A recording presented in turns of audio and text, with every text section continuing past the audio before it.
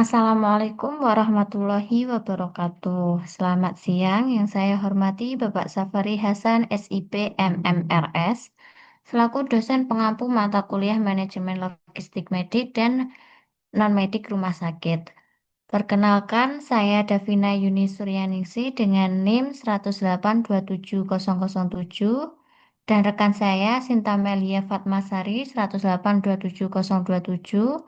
Tiara Rambu Soriswatu 108-27028, Zahra Aulia Nailul Fadilah 108-27031, Wanda Geniwati Putri 108-27033. Hari ini kami akan mempresentasikan tentang analisis pengendalian persediaan obat menggunakan metode kombinasi ABC-VAN di instalasi farmasi Rumah Sakit Larana. Kepada rekan saya dipersilahkan.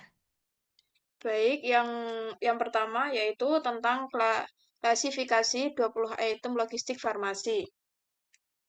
Yang pertama, obat kemoterapi doxorubicin. Yang kedua, resin laboratorium khusus.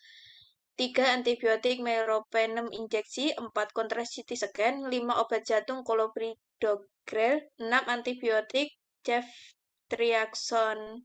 7 obat MEK omeprazol injeksi, 8 vitamin B kompleks injeksi, 9 obat diabetes, 10 paracetamol tablet, 11 obat batuk sirup, 12 vitamin C tablet, 13 alkohol 70%, 14 betadine solution, 15 obat mual depoperidon, 16 vitamin penambah nafsu makan, 17 obat tetes mata, 18 salep kulit, 19 obat diare, 20 obat alergi CTM. Next.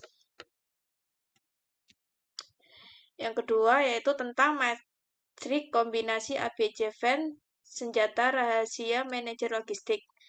Yang di situ tertera tabel yaitu kategori 1 AV wajib selalu ada stok aman tinggi monitoring ketat. Kategori 2 AE BV CV yaitu pantau rutin stok sedang. Kategori 3 BE CEAN stok minimal beli sesuai kebutuhan. Kategori 4 BN CN NE yaitu pertimbangkan untuk dihapus dari formulari. Next. Selanjutnya tentang identifikasi ABC-VAN pada 20 item logistik farmasi. Yang pertama tentang kelas A, kategori 1, obat kemoterapi doxorubin antibiotik meropenem injeksi. Kategori 2, resin laboratorium khusus kontrasepsi scan and non-essential. Yang kedua, kelas B, sedang, kategori 2, obat jantung clopidogrel. Kategori 3, antibiotik ceftriaxone, obat mah omeprazol injeksi. Kategori 4, vitamin B kompleks injeksi. Yang ketiga, kelas C, esensial. Kategori 3, obat diabetes, metformin, paracetamol tablet, alkohol 70%, betadine solution, obat tetes mata, obat diare, obat alergi CTM. Kategori 4, obat batuk sirup, vitamin C tablet, obat mual, domperidon, vitamin penambah nafsu makan, salep kulit. Next. Selanjutnya, 5 item prioritas tertinggi. Yang pertama, obat kemoterapi doxorubicin termasuk kategori AV wajib selalu ada stok aman tinggi. Yang kedua, antibiotik meropenem injeksi termasuk kategori AV wajib selalu ada stok aman tinggi. Yang ketiga, kontras CT scan termasuk kategori AE wajib selalu ada stok aman tinggi. Yang keempat, obat jantung clopidogrel termasuk kategori BV wajib selalu ada stok aman tinggi. Yang kelima, antibiotik ceftriaxone termasuk kategori BE pantau rutin stok sedang. Next. Selanjutnya, strategi pengendalian. Kategori A atau high value, contoh doxorubicin AV, meropenem AV, kontra CT scan AE. Strategi Karena menyerap anggaran besar sekitar 70-80% nilai total, stok harus dipantau sangat ketat, wajib selalu tersedia, dan memiliki stok pengaman yang tinggi untuk mencegah kekosongan. Kategori B atau medium value, contoh Clopidogrel BV, Ceftriaxone BE, strateginya memiliki nilai investasi menengah sekitar 15-20%. Pengendalian dilakukan secara moderat dengan pemantauan stok yang rutin, namun tidak sensitif kategori A. Selanjutnya kategori C atau low value.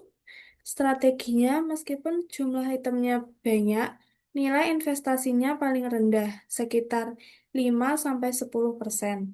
Pengendalian dilakukan dengan lebih longgar, misalnya dengan pemesanan dalam jumlah besar, sekaligus untuk efisiensi biaya pemesanan. Baik, terima kasih atas pemaparannya. Sekarang kita buka sesi diskusi. Bagi rekan-rekan yang ingin bertanya, kami persilahkan. Saya mau bertanya, mengapa Ya, mengapa metode kombinasi ABC dan VPN lebih efektif dibandingkan hanya menggunakan metode ABC dalam pengelolaan logistik farmasi? Jelaskan dengan analisis. Saya ingin bertanya lagi, eh, bagaimana risiko yang dapat terjadi jika rumah sakit tidak memprioritaskan kategori AV dalam pengendalian persediaan? Apa sudah jelas pertanyaan saya? sudah izinkan kami untuk berdiskusi sebentar.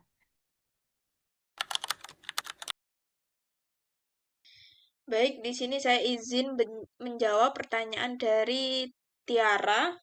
Tadi pertanyaannya, mengapa metode kombinasi ABC VAN lebih efektif dibandingkan hanya menggunakan metode ABC saja dalam pengelolaan logistik farmasi? Jelaskan dengan analisis.